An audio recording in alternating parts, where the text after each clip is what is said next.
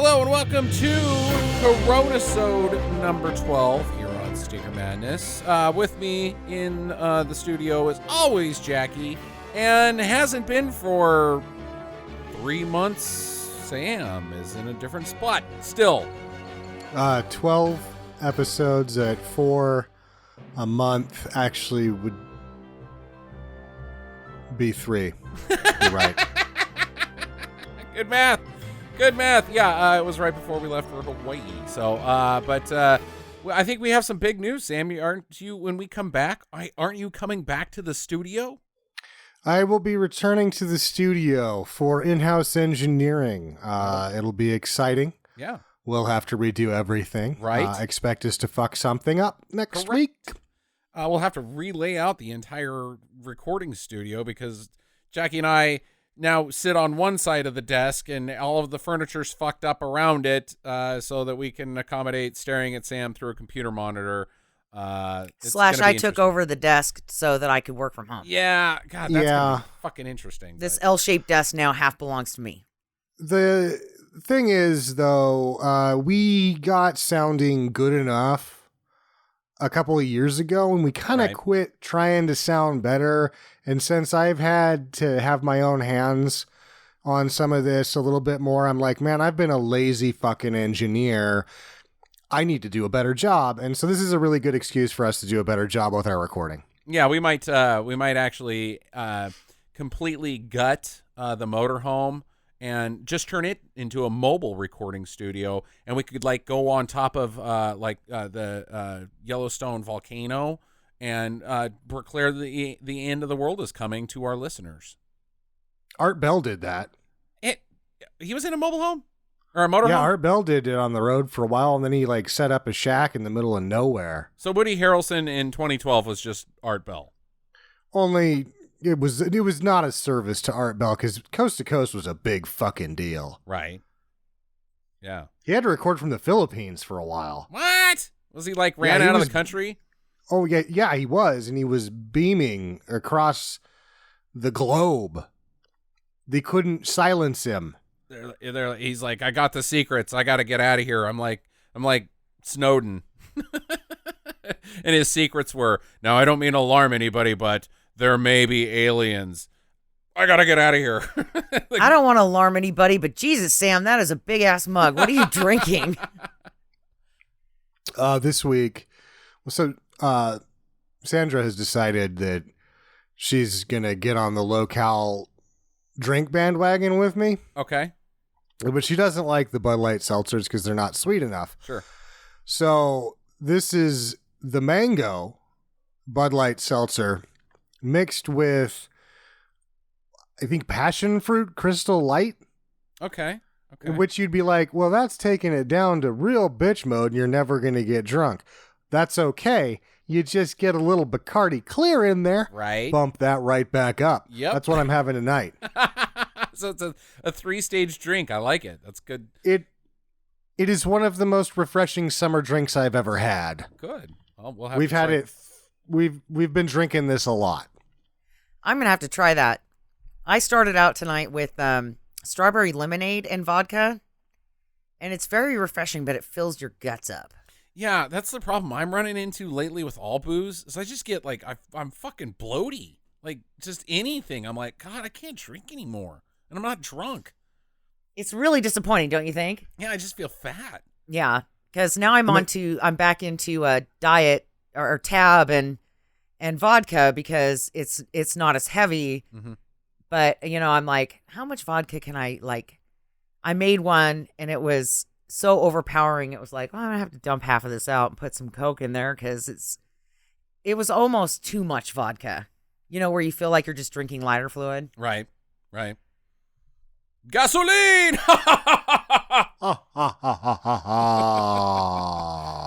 Top secret shout out. Yeah, I'm still trying to chug through Miller Lite because I wasn't very creative. And I ran out of beer last night and I had to go to the gas station because I didn't want to go to the grocery store.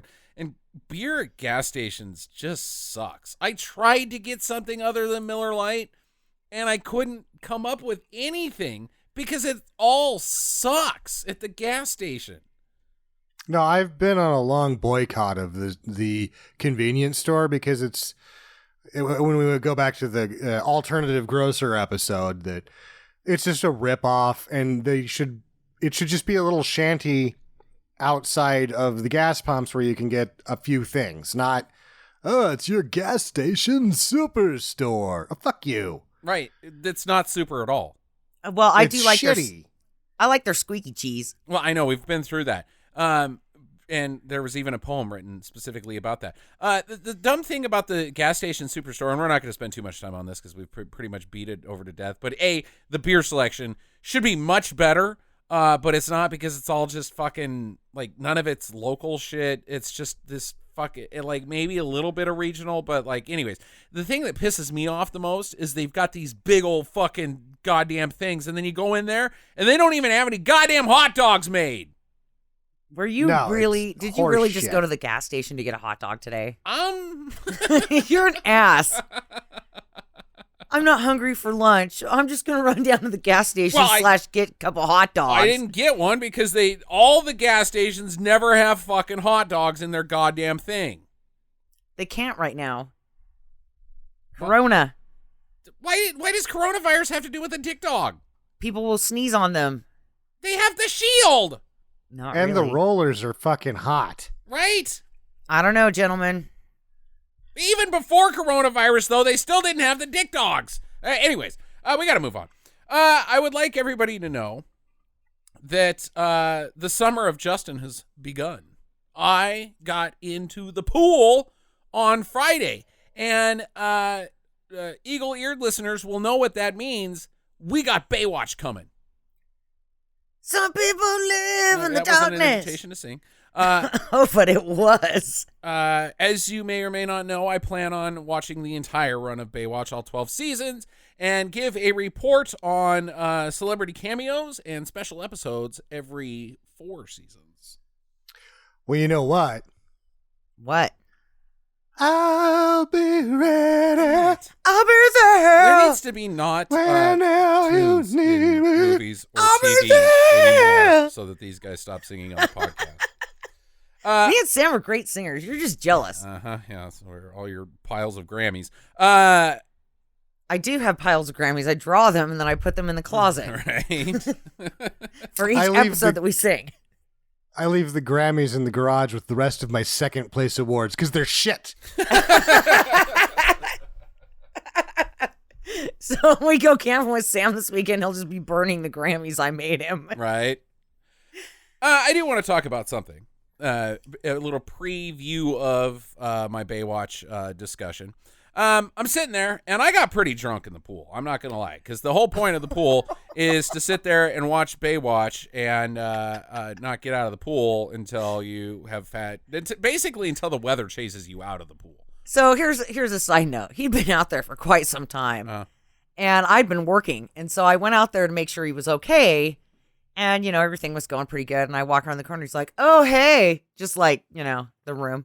Hey, Jackie, how's your sex life? Could you get me like 6 more beers? And I was like, sure, no problem. And he's like, oh, thanks. And he's got a floating cooler. Right. Just in case somebody doesn't know that. He's got a floating cooler out there that he keeps his beer cold in. Well, sometimes cold. Sometimes they get pretty warm, and I drink them anyways. Yeah. Go ahead. You may have been tipped off by someone yelling, hey, that pink raisin's shit-faced. Yeah, I was out there for 5 episodes because the weather was so good on Friday for the pool. It's 5 episodes, and I drank 15 beers. I was housed. Which is really interesting getting out of the pool because you got to go up the ladder because it's an above ground pool. It's a little like you're up there about a story up and you're like, boy, oi, oi, oi, oi. Maybe we should put a safety mat on the other side just in case you fall. Like one of those running trampolines so I could just bounce off of it and then land in a pile of dog shit that's out in the yard. No, it'd be like one of those pole jumping ones, but we wouldn't put any spikes in it. No, okay. But there I am watching the Baywatch. And season 4, can't tell you what episode it is, but to refresh Baywatch viewers, this is where Pamela Anderson's on and Yasmin Bleeth. So that's the era that we're in. But they're some kid comes to town. He's a new kid, and Hobie's trying to hang out with him and like encourage him to do stuff. But then they have a father-son. I can't remember what the competition was. It was like a father-son surf competition or something. So Hasselhoff comes out, and of course he's got his shirt off, and everybody's like, "Oh my God, dude, your dad is a stud." And Hobie's like, "Yeah, like what I'm going to turn into later." Wait, can we guess what the other kid's dad was like? Go ahead. Yeah. Was he in a wheelchair? No. Okay, Sam, your guess. Did his surfboard have JATO rockets strapped to it? Well, that would be cooler than Hasselhoff, and you can't be cooler than Hasselhoff. That's the only rule in Baywatch. Okay, I get one more guess. Go ahead. So how does that work? He didn't have a dad. His dad died in a horse riding accident. Nope. Okay, your turn, Sam. So you can't be cooler than the tallish Brillo pad with a perm? That's correct. Oh, they must have some pretty lame dudes on that show. They have some pretty lame dudes on that show. You got to guess one more time about what this dad is. Let me just we can do that all day. So the little guys, the guys dad comes out. He's embarrassed of him, sure as shit, because he's a little person, and he can't do what David Hasselhoff could do. And I'm watching it, and I got a little weepy. I'm not gonna lie. Did the little dad surf? Yeah, he tried. He tried his guts out. Fucking awesome. Yeah. And the kid was still embarrassed. You're not my dad. You're not my real dad. Blah. And then eventually the little guy ends up saving some lady's life because, that's just how it goes. And then this kid was like, "Hey, you're all right with me, Dad." But anyways. Every kid goes through the I hate my parents shit. Right. You're an embarrassment. That's right. I'm wearing Velcro just to make you mad. I'm guessing it's a little different when your dad's a little person. Okay, maybe. Yeah. It's like having a parent that is into vampirism or something like that. They look weird.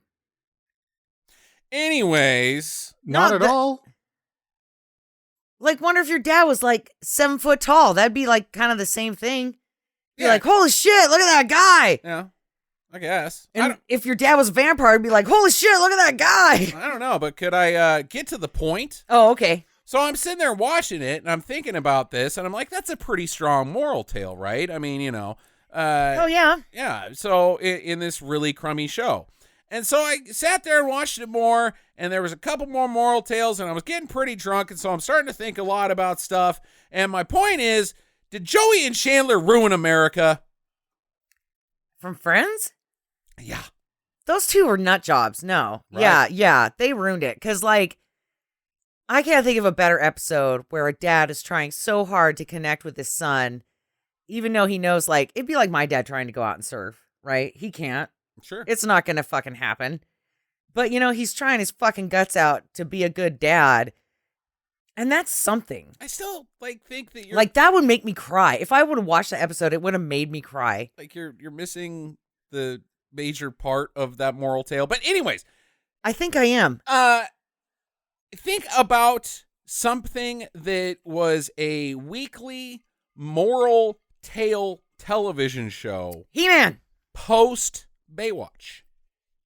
Or what is that after Baywatch? By about 20 years. Okay. I don't see. know. Like every fucking thing on CBS. Okay. Touched by an Angel. Like every fucking thing on CBS. Seventh Heaven? No. Okay. Touched by an Angel was in the 90s, so you're wrong. And all they do is cop shows now. Seventh Heaven with Jessica Biel. Yeah, didn't they have like 7 kids and they were like a religious family and a dog wandered into their backyard and so they prayed for a dog and it came in their backyard.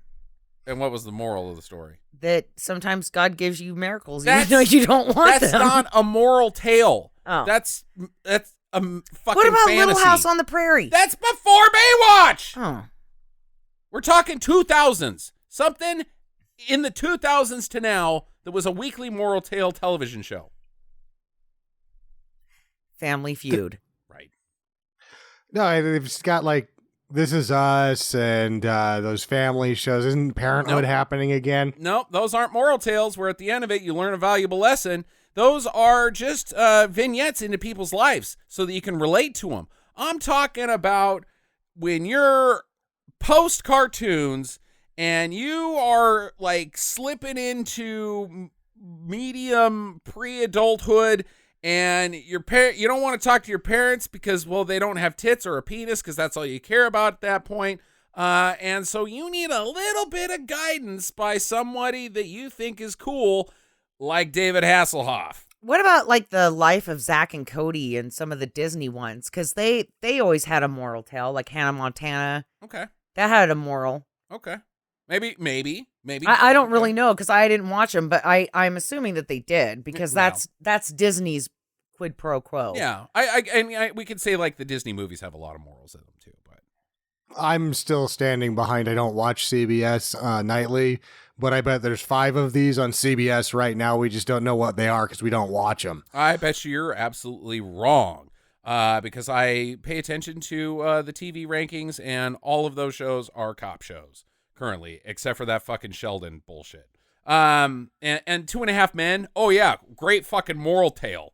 No, that hasn't been on for years. Exactly, but it's post Baywatch and it was CBS. No. So my point is like, did we take a left turn when we stopped sitting our children in front of the television and letting the television do the job? Like with the television was a good parent and now it's not a good parent. Is that where we went wrong? Was it Joey and Chandler saying, hey, look at those tits? That's what this show's only about is tits. No, I can tell you exactly when we went on our left turn. It was when Survivor got the same ratings as NFL playoff games. Yeah. Oh, yeah. Right. Reality TV kind of killed a lot of shit. Yeah, not good moral tales in that. Because, I did not, for a lot of listeners, maybe you know, maybe don't, but I did not grow up religious. A lot of my moral compassing and in life came from He-Man and She-Ra. Goddamn right. And I mean, I think my parents bought some Bibles from like a door-to-door salesman, and they tried to read them to us. And, they had some pictures and shit, but I was always like, let's just read fairy tales. And my mom's like, good idea. Well, there's sometimes better morals and fairy tales than the Bible, but sometimes there's not, like Sleeping Beauty. Well, we didn't read, like, because I was a kid, right? We didn't actually read the Grimm's fairy tales or Hans Christian Andersen. We read the kiddie versions of fairy tales. Most of the Grimm's fairy tales are about rape, so not cool.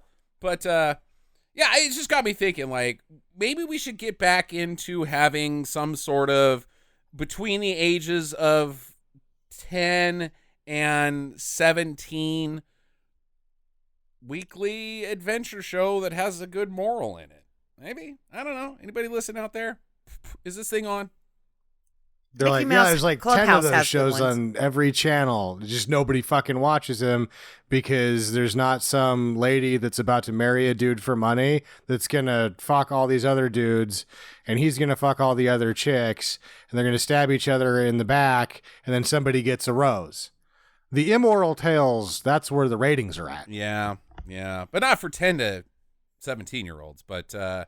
The other reason why they're, maybe not even targeting 10 to 17 years olds is they've given up on it because YouTube's just kicking their ass. Yeah, that could be too.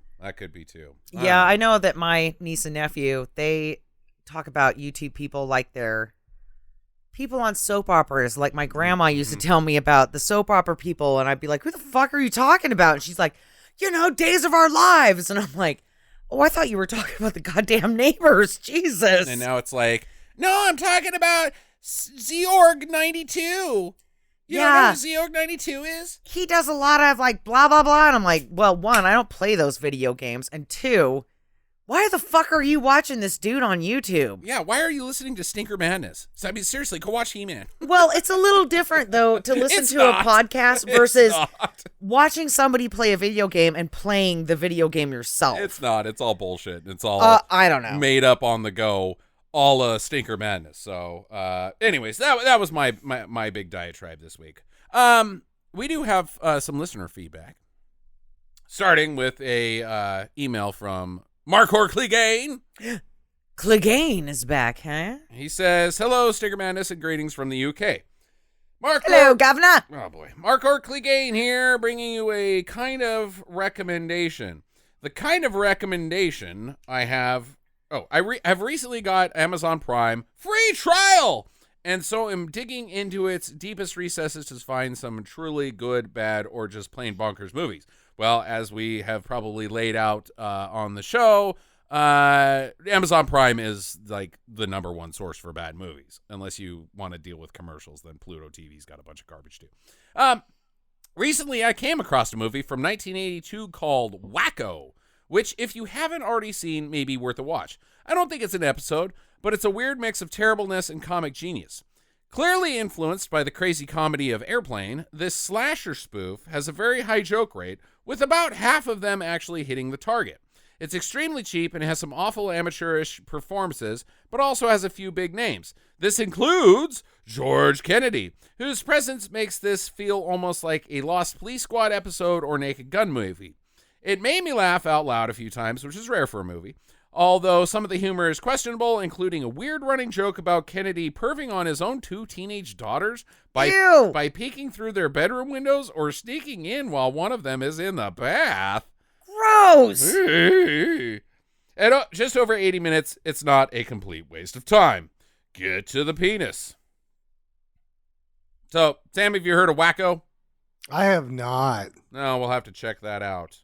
Sounds like a fairly good recommendation. And that's what I was thinking too. Like, maybe that should be my next pick. 80 minutes. It's right there on the cusp. But yeah, and I like slashers, right? So a spoof slasher would be great for me because I do like those. Yeah, he says it may not be an episode, just so you know. Well, we'll have to look up the rating on the IMDb. Oh boy, IMDb and the Rotten Tomatoes. I like to watch the IDMB when I eat my paschetti. Fuck you, Sam. God damn it.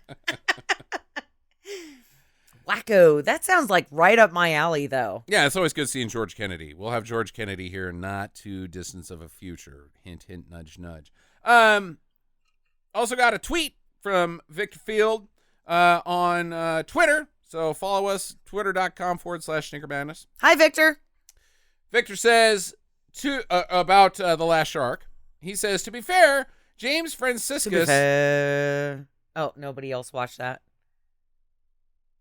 Where everybody goes, to be fair, and then the next guy goes, to be fair, to be fair. Okay, never mind. To be fair, James Franciscus, he played a blind insurance investigator on one of my dad's favorite TV shows, Longstreet, with Bruce Lee. And he thought he was really blind. To be fair to The Last Shark, one area where it does improve on Jaws is that Mickey Pignatelli is a lot more attractive than Lorian Gray. So there you go. Well, thanks, Victor.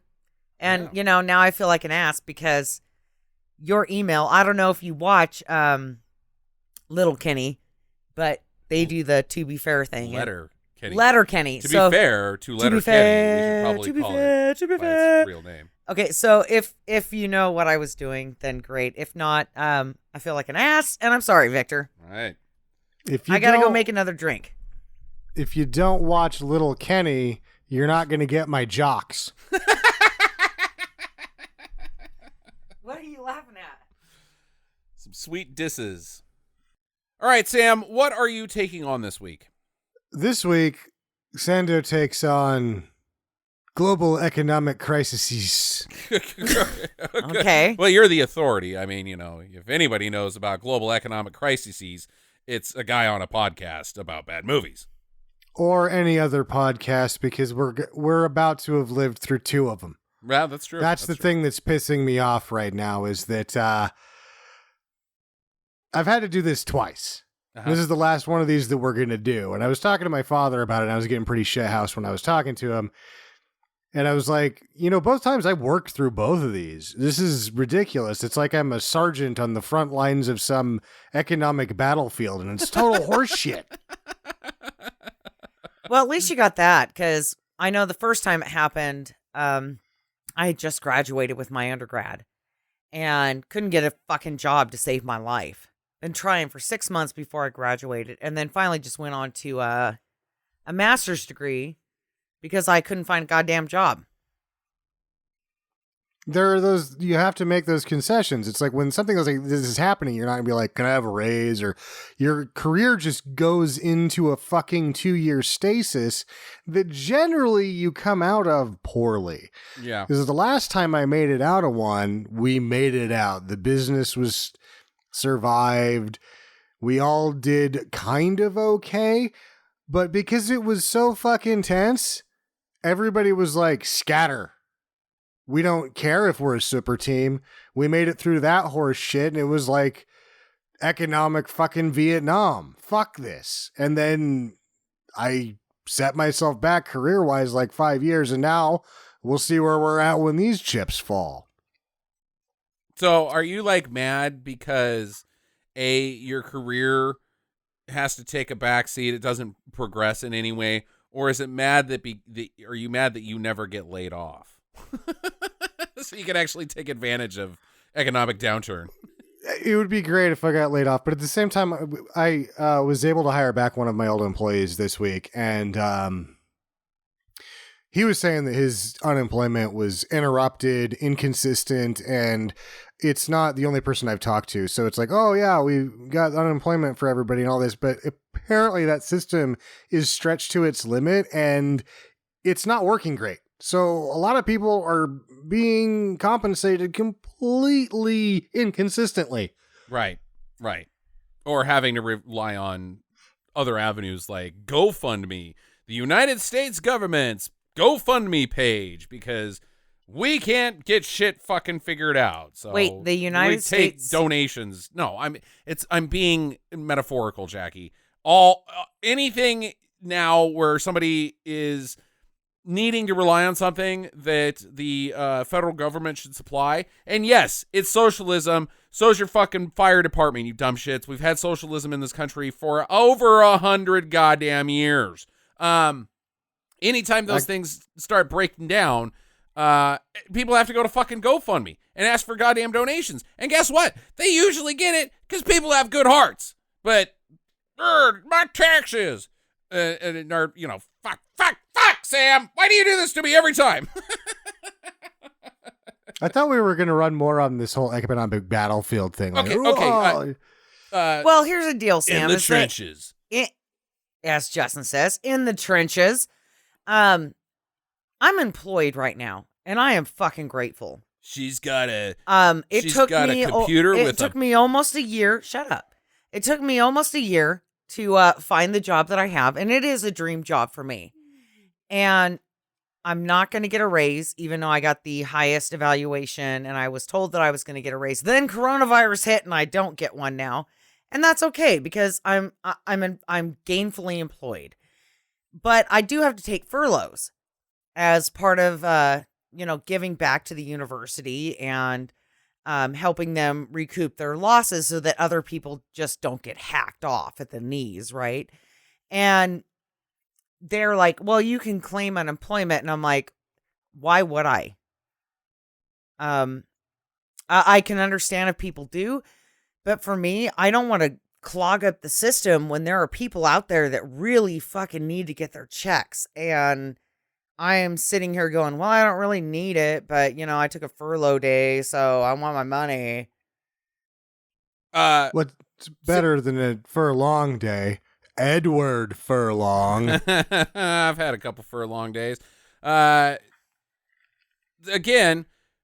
that has nothing to do with the global economic crises. It does, because our university lost 10. He wanted to have he wanted to talk about the battlefields, and you're just sitting there talking about, Dude, sometimes you're just dug in the trench and you're like thinking, thank God I'm part of this army. Yeah, because you don't want to be on the other side going, I need to get a team.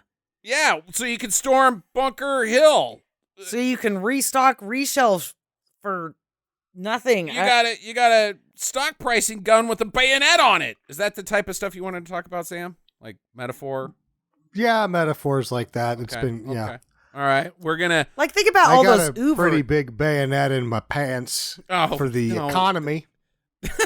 Oh, God damn it! And here I was gonna say bayonet for Uber drivers. Or if I was to just go all the way into the porn, I'm going to give the global economic crisis an anal gaping. Okay. That will help because I understand that the anal gapings require tools. So at least some, manufacturing could tick up, because your butthole experiments. I've been unfortunate. It doesn't require tools. It just requires a huge dick.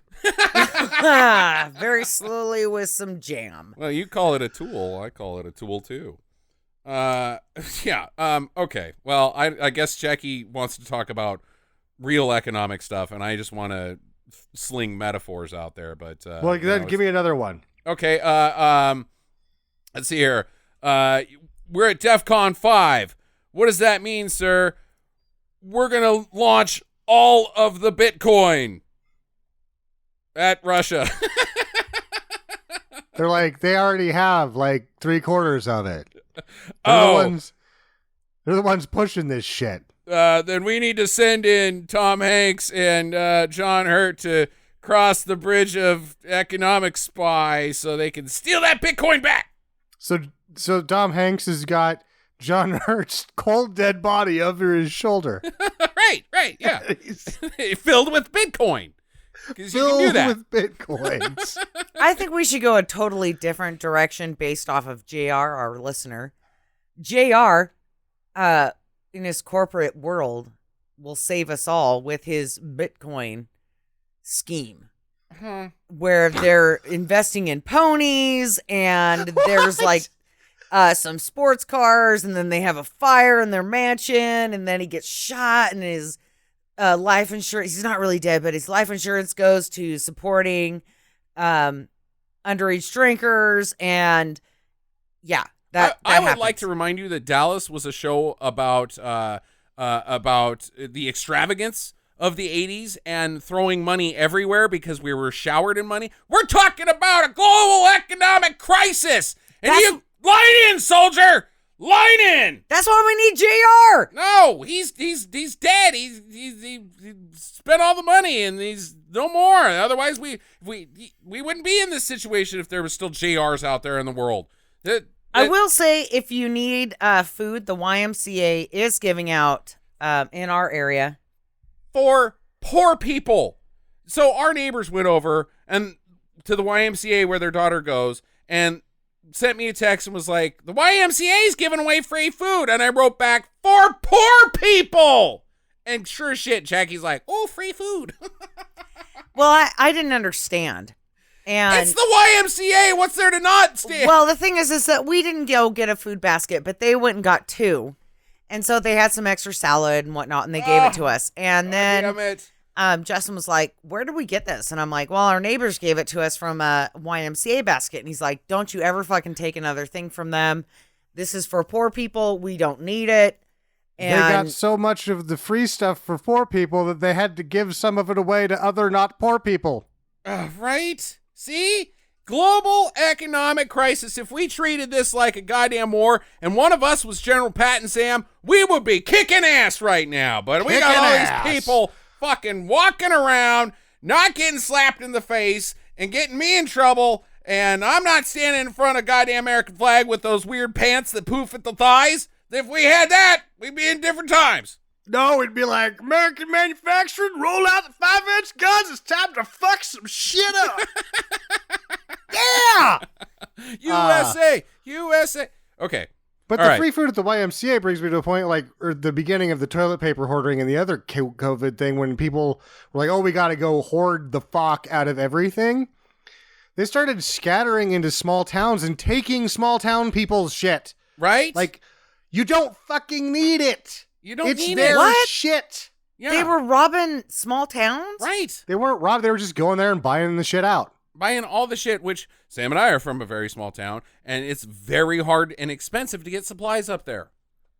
In the winter, you couldn't get supplies up there because the roads were a death trap. So, So some poor old lady is showering every time she shits.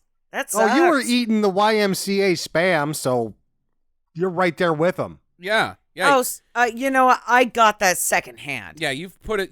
Well, we're secondhand poor people food stealers then. Yeah, and there was another one yesterday, and she asked me if I went, and I was like, no, because I'm not going to go tell her now. to not go. And she was like, well, I went, and all of the baskets were gone. And I'm like, well, good. Maybe there's a lot of people out there that finally fucking caught on that need this fucking substance. Yeah, you need and you are middle class. You don't fucking need it.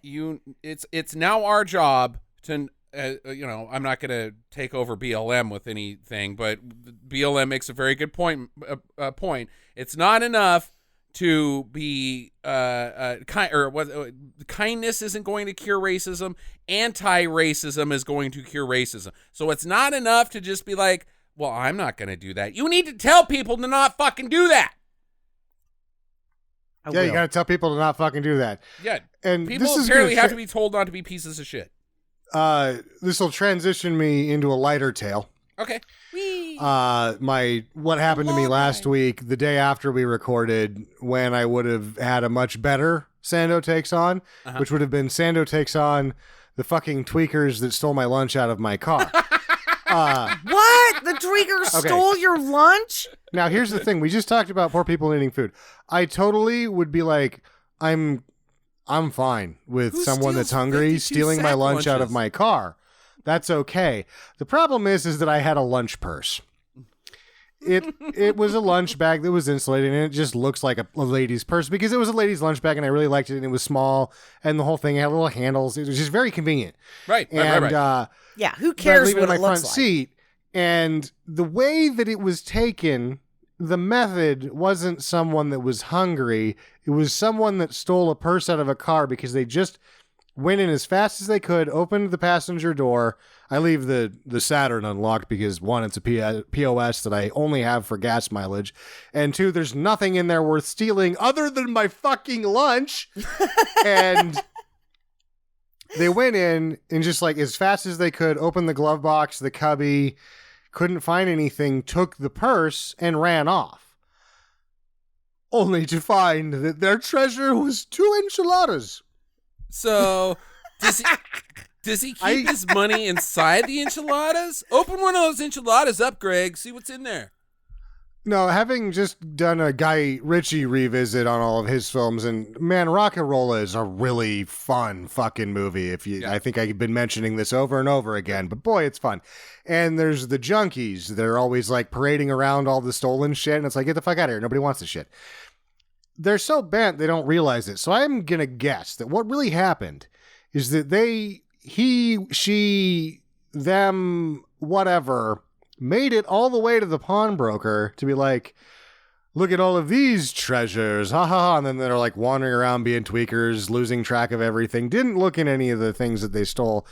And the pawnbroker's eating my enchiladas going, these are really good enchiladas. Now get the fuck out of here.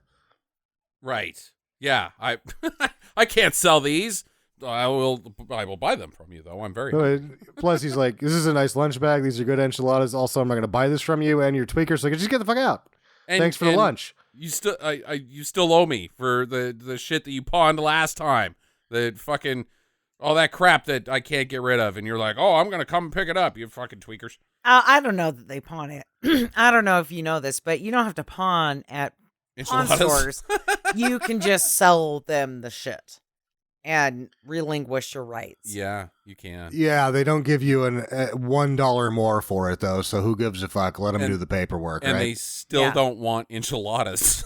It doesn't matter whether you pawn or buy. They want the lunch bag that the enchiladas came with. They're like, all right, $2 for the enchiladas. Oh, you got to take these enchiladas, too. They were eating them. Lunch bag that I got at a trade show in Vegas like 12 years ago at the sign show that it was like, look at these personalized ladies' lunch bags. And I was like, how much do you sell these for? And they're like, $8 each. So it was a total pile of shit, but I loved it. And it was a fucking lunch purse. And that's what I get for having a reasonable, sensible lunch purse, is that someone thought it was a real purse and they fucking stole it. So now what are you going to do? I got another lunch bag off the Amazon for $8. This one doesn't look like a purse, and I'm not going to leave it in my car. Okay. Even though I will tell you that leaving the enchiladas in the car in this time of year warms them to the perfect temperature. Right. There was like a little oven in there. I had my lunch it was like I was like, oh man, these enchiladas are going to be like perfectly 110 degrees. It's gonna be great. And you're being green by not using the microwave. Natural energy. I don't use the microwave. I don't use any. Those tweakers reusable lunch bags. No, I bring a metal fork. Actually, that helps with Sandra makes sure that I bring a metal fork, but we don't do that shit. We reuse shit. I bring a metal fork. I bring my own lunch and lunch bag, all that. If it wasn't for Tweaker Sam, we would be curing not just the energy crisis, but also the global economic crisis. Global economic crisis. We start with the tweakers and get rid of them. Or re-educate them or help them. They're going to steal your lunch. Get out of the addictions. I don't know. It's hard. It's hard with the tweakers to take a real moment. There's a point where you actually fry your brain, because I've known a couple people. Right. There is a point that there's no coming back, and it's really unfortunate. And if Americans and other Europeans and everyone that takes the pseudoephedrine and ephedra cold medicine, we went, oh, we need the cold medicine so bad. If we got rid of that shit, there would be no fucking meth. Right? Yeah. And it's not like it helps with coronavirus. So I don't know if you listeners know or not, but, the three of us are pretty good friends. And Sam fucking hates... 4 of us. All of us. He fucking hates to camp. Me.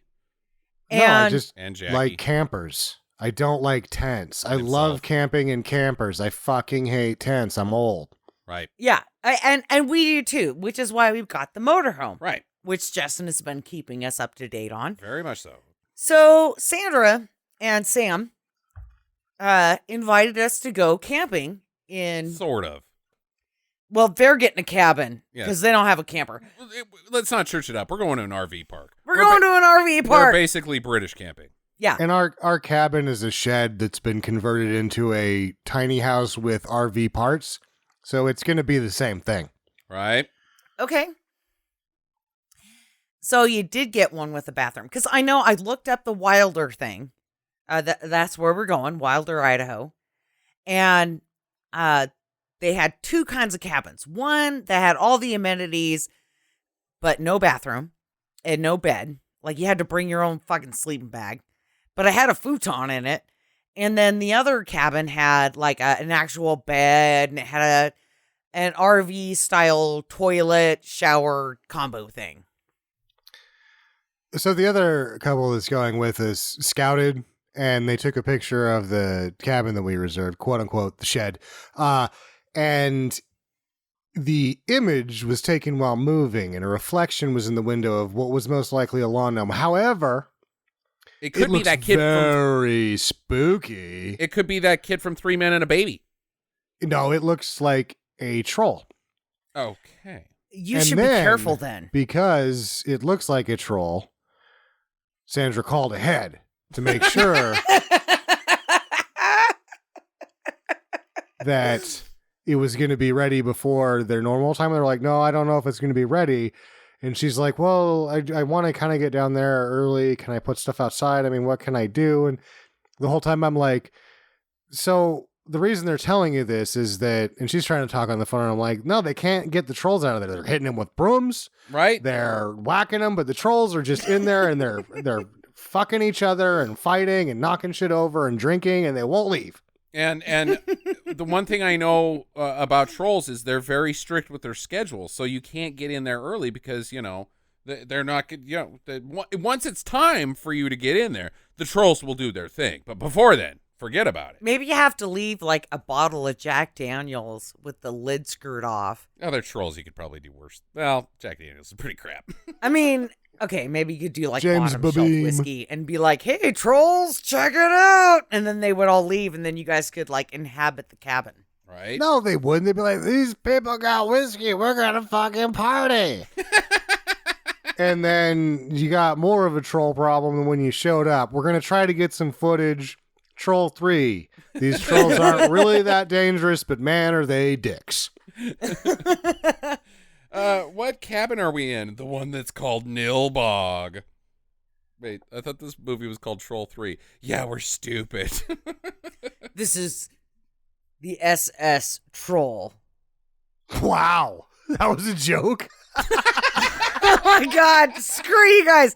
It's supposed to be the Sam and Sandra Troll show. Shots fired. Damn it. Oh, fuck. Okay, yeah, I fell right into that. Okay. Sorry, dudes. All right, we're going to save Jackie here, and we're going to move into some streaming do's and don'ts. On HBO, I'm going to make this fairly quick because I watched it by myself.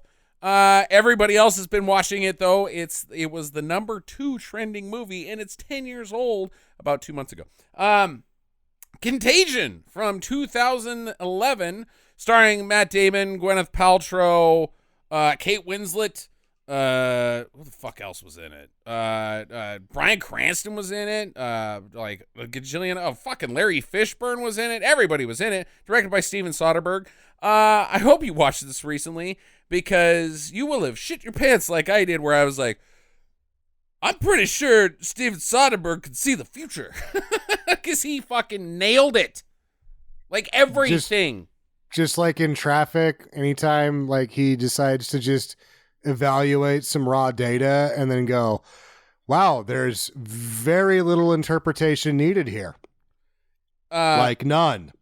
I don't know, dude. I mean, he made some the fucking fake news and like fake cures, hydroxychloroquine, shit like that. Fucking people selling out other people so that they can make money on the internet. Jude Law's character, I was like, Jesus Christ, how did you fucking foresee that shit? And then like the cleaning out of the grocery stores and things of that nature, and then just general reactions. Like I would have never predict, and I usually try to think positively about people. I hope for the best, but expect the worst. The people that were in line for products and then would be like, you're not wearing a mask, and then they would cough on people because they were fucking horrible dicks. You guys remember seeing videos of that not too long ago? Yeah, fucking Soderbergh put that in 10 years ago. It's like these people saw that movie and were like, well, that's what I want to do. People were doing that with SARS. Yeah. That's the thing. And then we didn't even get it, and they were fucking taking chances on the craze. And I'm going to respond to this the same way that I responded to you in text message when you told me, wow, he really hit this on the head, was that my response was, yeah, well, streaming do's or don'ts, we just watched To Kill a Mockingbird. And guess what? Racially, shit has just not changed. No, it has not changed. Contagion is a wow do for me. I gave it 8 stars. It's not just because of coronavirus. Dude, that cast is fucking deadly. And I think it's Soderbergh's second best film. So I know my parents saw it too, and when we were talking about it, when we were all hanging out, my mom said that he hit the nail on the head. Yeah. Which is her expression Crazy. For like that's her expression. You're gonna she invented explain that one. this yeah, one? well, she said that I should watch it, that it would terrify me. It's scary as shit. I haven't. This was a couple of days ago, and I haven't because I am too afraid to watch it now because I don't want to deal with the reality that might be there. Yeah, the disease that's in Contagion is a lot more virulent than COVID, MEV1. Their mortality rate is about 20%, where ours is about 5%. It's somewhere in between SARS and Ebola, basically. Coronavirus? No, the movie's virus. No, Sam, 20% of the population of Earth dies. That's not SARS or Ebola. No, Ebola would take more than 20% if it spread wildly. Right, but this did. And its contagion rate is there. They said that Ebola was in the movie. They said Ebola would infect for every person that came in contact with it. This R equals 0 number. I can't remember what they called it, but for every person that's infected that would come in contact with people, each person would infect 8 people that they come in contact with. Ebola was that was Ebola. This one was 4, so much more shittier than Ebola. So plague. Yeah, it was plague. So how does this compare with like World War Z? That movie sucks, Jackie. Are you fucking Oh my kidding God, me? no, I'm just talking about the infection rate and They didn't. I don't know because that movie's fucking dumb as all shit. right, well, fuck. And Sam laughed his ass off. I should have I known did. right there. Just 'Cause stop. that's the thing like, with- oh fuck. Zombie apocalypse movies don't get into the infection rate because it's basically 99%. Right. Yeah, zombies are always worse than Matt Damon, Jackie. Let's just make that a thing. Everybody should always know zombies are worse than Matt Damon. If you got Matt Damon in your movie, you're better off than having Matt zombies. Damon wasn't in Zombies. He was He in. was in Contagion. Oh, okay. God damn it. I haven't seen Contagion, Ah. so duly noted, sir. Oh, I will be okay with it. Oh, she's heading down the road again, folks. So we're going to move a little faster. On HBO as well, Jackie and I watched this, starring Samara Weaving, who I was unfamiliar with until this movie, and Andy McDowell in Ready or Not. Oh, I've got to say, the hide and seek song has stuck in my head. Even before we started the podcast, I was sitting out on the porch, listening to the pond and the fish, and all I could hear was that fucking creepy ass hide and seek song. I loved this movie. I thought it was fucking fantastic. What was it called? Ready or Not? Oh, okay. God damn it. I thought I could get her that one, Sam. Sure. Yeah, it's Sam probably's not familiar with this. I didn't even see any information about this at all, but it's kind of a comedy thriller, almost Sam Raimi-esque in its knowing what it is as far as its thrillingness, but a lady marries into a family that makes board games, and for 100 years, she's basically married into Milton Bradley. And they have a tradition where when somebody enters the family, they play a game at random. And if you choose hide and seek, well, that's the one game you don't want because the rules are we hunt you and kill you. So she has a real bad night. And Samara Weaving, I thought the movie was okay. It was fine. It's not for Sam, but it was okay. But Samara Weaving, pay attention to her. Dude, she was fucking amazing. Is she Hugo's daughter or any relation? No, Do I we know thought that? she might have been. I looked it up and I found no information about them being related. But you want to hear somebody fucking knock the fucking horror scream out of the park? She does it like 72 times and different each way. And I'm like, good God, that woman she can do this. Yeah, and she is doing the scream appropriate for what she is doing at the time. She was amazing. It's not this like box scream. I just shoved my hand through a nail kind of scream. And then whatever screamed. I don't know. I don't want to ruin it for anyone. It was amazing. I loved it. Straight too much scream. Yeah, Jack On that note, I'm going to give my best. I just saw an unmarked box scream.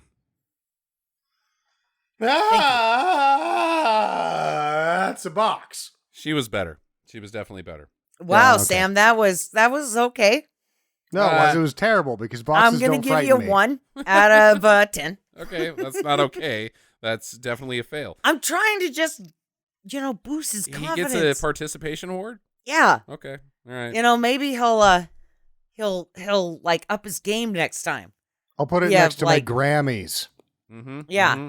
He's not going to get a Grammy for that, but maybe next time I can draw him an Oscar for terrible screaming. Yeah, right. Moving on. So it's a do for me as well if you like comedy thrillers with some she just actually it's a do just because she was so fucking fantastic. Next on Amazon Prime, you might have seen previews for this, starring nobody ever, Blow the Man Down. The tale of basically not Thelma and Louise. God, what the fuck was I thinking of? But on the West Coast, a murder thing from not very long ago. But this is like in Maine, like Fargo-esque, but not Fargo. It's in Maine. Yeah, it was okay. I really liked it. Sam, Did ya? did you see it? See what? Blow the man down. Nope. Okay, so I really liked it. It was a generational piece where they had to do what they had to do in the older generation, but then their children didn't understand the sacrifices and the things that they had done in order to preserve the community. And it was kind of a mind wrap, and I liked it. I really liked it. Yeah, it was just okay. I'd seen it about 500 times before.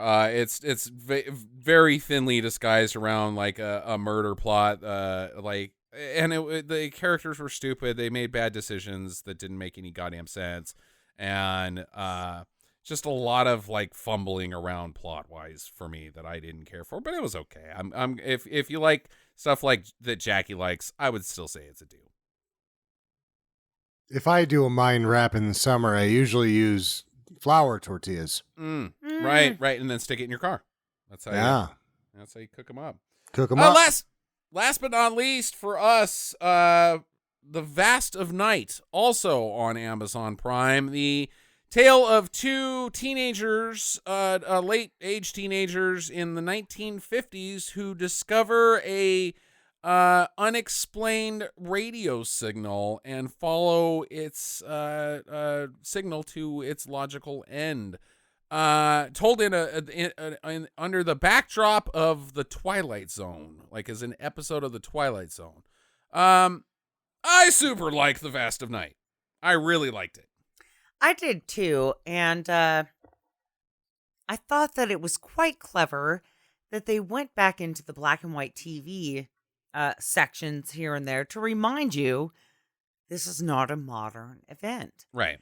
You know, to kind of keep you into you're watching this from your home, which I thought was quite interesting. And I super liked it. I mean, I give it a do all the way. Yeah, it's a movie you've seen 100 times as well. From a plot standpoint, I mean, it's basically just Close Encounters, but told from a very different way of telling it. I read a review on the internet that said it's not the what that happens, it's the how that happens. And in a spooky alien movie, and I thought it was just really well done, despite the fact that the first 30 minutes of it has nothing to do with the signal. It's just a long take of these two teenagers getting to know each other and their relevant skills that will come in handy later, and building up a rapport so that they're the two logical people to have this spooky alien adventure. So I definitely liked it. I think you would like it as well, Sam. Vast of Night on Prime. Do. I guess I will. Okay. Do you have any streaming news and notes, Sam? Well, not really. We tried to watch this movie with Steve Carell where he has the kid on meth, and then I was like, I can't deal with this right now. What the? Oh, so I watched sleep. that. What the hell's that? It was very fucking sad. It was an Amazon Prime original, and it had the guy from Call Me by Your Name and Steve Carell. Timothy Chalamet? No, I know exactly. Army Hammer? No. Army Hammer. There's only two characters that are of note in Call Me by Your Name. Timothy Chalamet. It's the young boy. Captain Smiley? Is that better for you? He's always smiling? Oh, gosh, no, he's guys. the brown-haired guy. That's Timothy Chalamet, okay. who is always smiling. Oh, hey, guys. Yeah, okay. God so damn it. And I will agree with Sam. That was a hard movie to get through, but it is worth watching. I really enjoyed it. And neither of you know what it's called. And it was very sad. Yeah, I would say if you know somebody that's had it happen to them with meth, just don't. You've done it in real life. If you don't have somebody that you've known on meth, go ahead and watch it, because it's a light blow on how that happens. I mean, it doesn't get into the real bad stuff that's going to happen in real life, but maybe it'll dip your toes into that water, and maybe we should really think about alternative cold medicines. And neither of you know what it's called. Yep. That's good. That's good movie critiquing. I watched something. I don't know what the fuck it was. It has people in it, but I wouldn't watch it if I were you.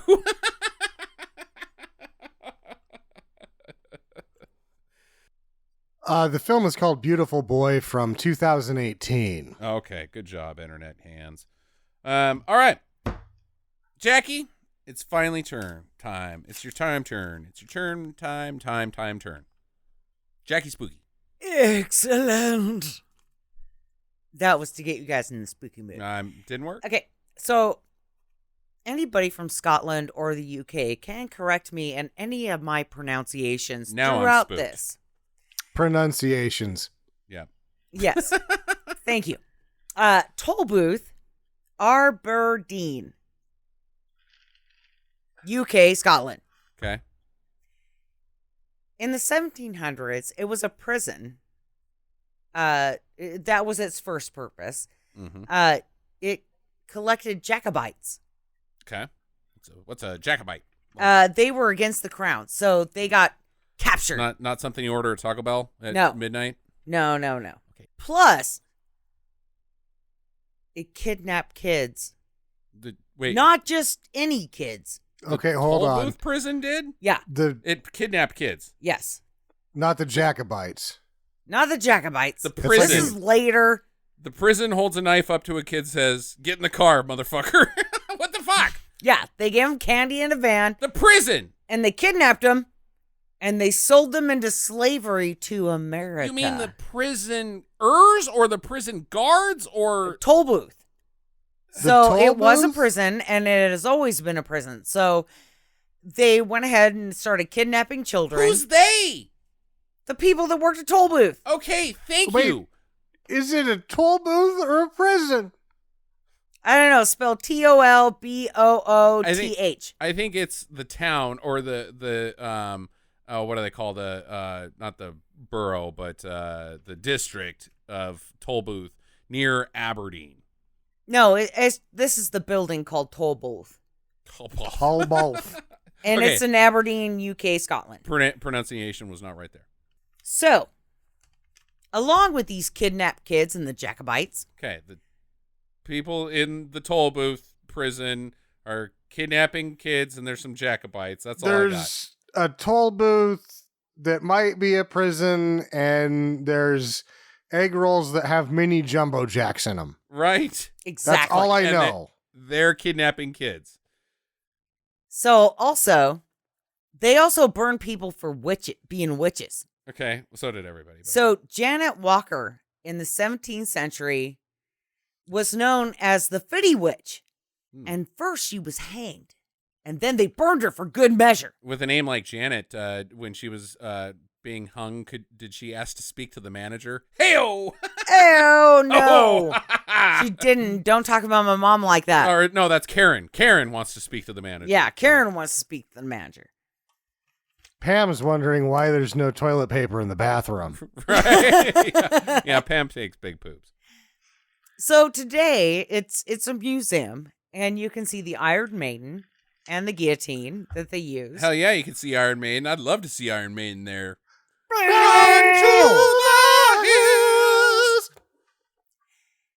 They also have wax figures in some of the cells and areas in the prison because they haven't changed it at all. It's re-innovated. Like Angelina Jolie and John Depp?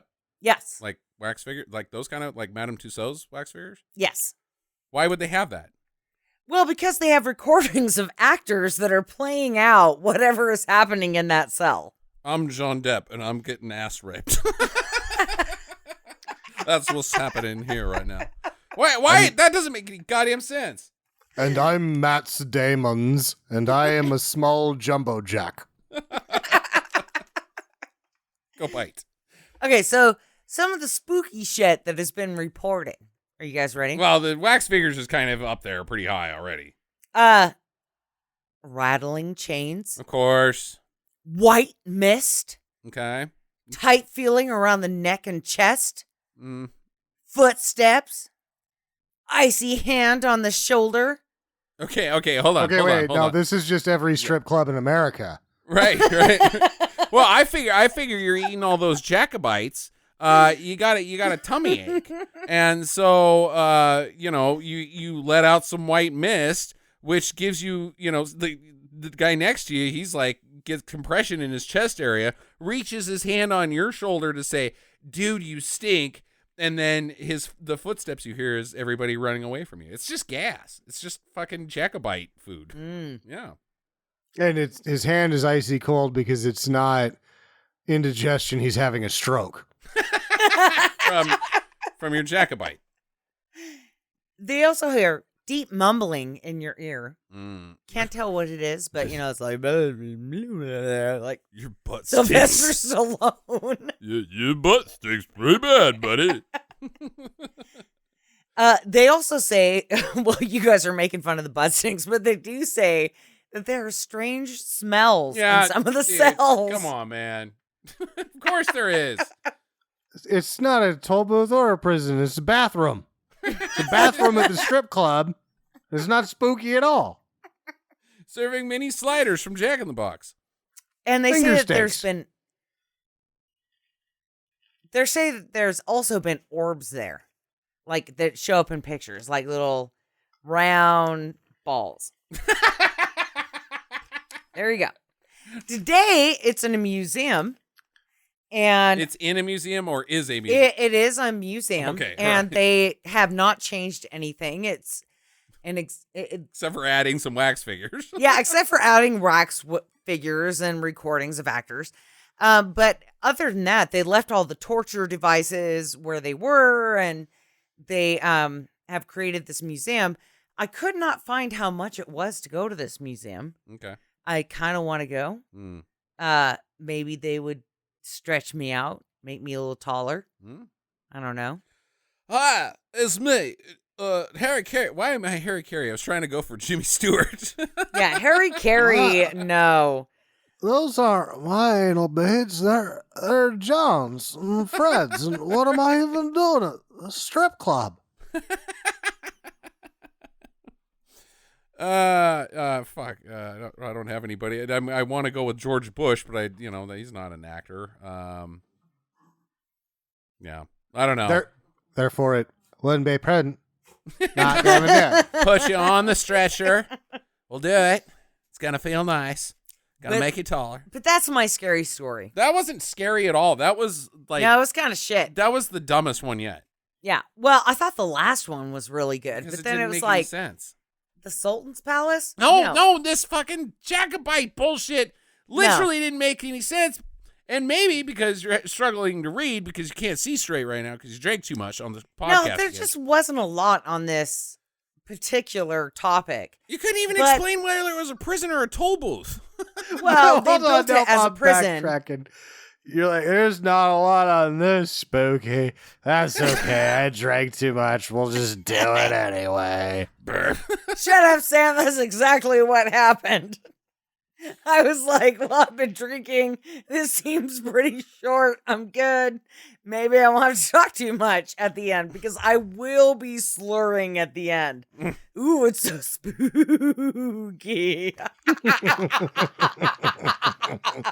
Jesus. All right. Well, I guess that's that. Next week, or not next week, we are taking Sunday off. So we'll have our main movie the following Sunday, which, Sam, what will that be? Well, I had chosen one in our little preamble, but I remembered the one that I had chosen before because of Margaret Clegane, and it is supposedly currently streaming on Amazon. It is Carry On Columbus. Okay, all right. Ooh. Get into the carry-ons. Right on. We'll look forward to that. Hopefully it stays on Amazon. You never know with some of the foreign films, they slip off kind of in the dark of the night. But tentatively, Carry On Columbus, right? Carry On Columbus. That'll give us some interesting topics with what's going on in the world right now. Carry On Columbus. Go fuck yourself. Your head came off this week in Boston. Now, for everybody, we do have some bad news for the listeners. This is our last Coronasode for this round. We're not going to do the Wednesday episodes for now. I expect we'll probably be back in the fall, just like that fucking goddamn disease.